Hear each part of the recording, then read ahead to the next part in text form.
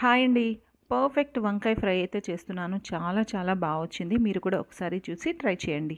లేతగా ఉండే వంకాయల్ని ఇలా సన్నగా పొడుగ్గా కట్ చేసుకొని ఒక బౌల్లో వేసుకోవాలి. ఇందులోనే సన్నగా కట్ చేసుకున్న ఆనియన్స్, అలాగే పొడుగ్గా కట్ చేసుకున్న పచ్చిమిర్చి కూడా వేసుకోవాలి.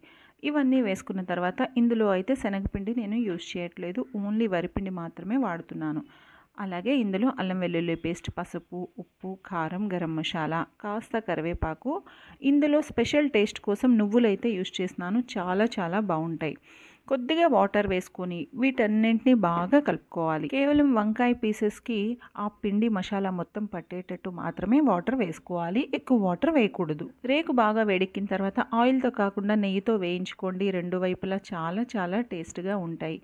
ఇలా నెయ్యితో వేయిస్తే వంకాయ ఫ్రై అయితే సూపర్గా ఉంటుంది. సాంబార్ అన్నంతో చాలా బాగుంటుంది. మీరు కూడా ఒకసారి ట్రై చేసి కామెంట్ చేయండి. అలాగే నా వీడియో నచ్చితే ప్లీజ్ సబ్స్క్రైబ్ చేయండి. అలాగే లైక్ చేయండి.